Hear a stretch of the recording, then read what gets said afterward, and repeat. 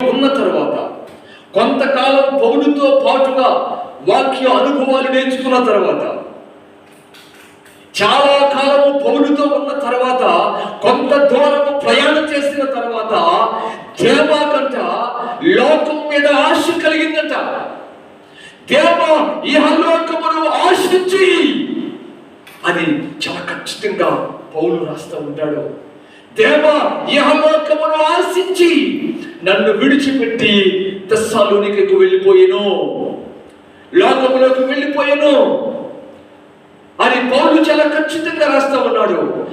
దేవ వాక్య అనుభవాలు నేర్చుకున్న తర్వాత, కొంతకాలము దేవునితో సహవాసం చేసిన తర్వాత, కొంతకాలము పరిచర్యలో ఉన్న తర్వాత, కొంతకాలం పరిచర్య అనుభవాలు నేర్చుకున్న తర్వాత అతనికి ఏం కలిగిందంటే లోకం మీద ఆశ కలిగిందంట.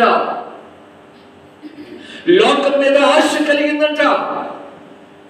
లోకం మీద ఆశ కలిగి లోకపు ఆశను, లోకపు ఇచ్చను, లోకపు ఆచారాలను, లోక సంబంధమైన కోరికలను జయించలేక పౌలుని విడిచిపెట్టి వెళ్ళిపోయాడంట. దేవుని బిడ్డలారా, ఈ సమయంలో మనం ఎలా ఉన్నాం? మనం ఎలా ఉంది? మన ఆత్మీయ జీవితం ఎలా ఉంది? ఎన్నో సంవత్సరాల నుంచి దేవుని మాటలు వింటున్న మనము, దేవుని మాటలు వింటున్న మనము మన వ్యక్తిగత జీవితంలో మనము దేవుని కోసం జీవించే వారిగా ఉంటున్నామా? లేదంటే లోక ఆశలు, లోక ఇచ్చలు మనల్ని విడుచుకునే లోకంలోకి వెళ్ళిపోతా ఉన్నాయా? ఆలోచించుకుందాం మనం ఈ సమయంలో. చాలా మంది దేవుని కోసం నిలబడలేక కష్టాలు వస్తున్నాయని, శోధనలు వస్తున్నాయని, శ్రమలు వస్తున్నాయని, ఏదేదో వస్తుందని చెప్పి ప్రభువుని విడిచిపెట్టి చాలా మంది వెళ్ళిపోతూ ఉన్నారు. చాలా మంది ప్రభువుని విడిచిపెట్టి వెళ్ళిపోతూ ఉన్నారు. మనమైతే ప్రభువుని విడిచిపెట్టి వెళ్ళిపోయే వారిగా ఉండకూడదు. మనం ఎలాంటి పరిస్థితులు వచ్చినా, ఎలాంటి శోధనలు వచ్చినా, ఎలాంటి వ్యతిరేక పరిస్థితులు మనకు సంభవించినా, ఎలాంటి పరిస్థితుల్లోనైనా మనము దేవుని కోసం నిలబడి ముందుకే వెళ్ళిపోవాలి తప్ప వెనక్కి వెళ్ళకూడదు. మనము వెనక్కి వెళ్ళే వారిగా మనం ఎన్నడూ మారకూడదు.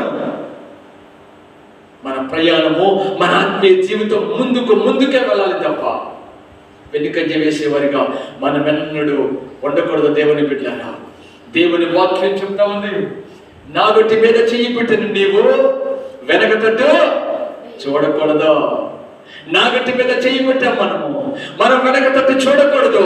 దేవా ఇహలోకమును ఆశించి పౌలును పరిచర్యను విడిచిపెట్టి వెళ్ళిపోయాడు. పౌలుని విడిచిపెట్టి వెళ్ళిపోయాడు అర్థం ఏంటి?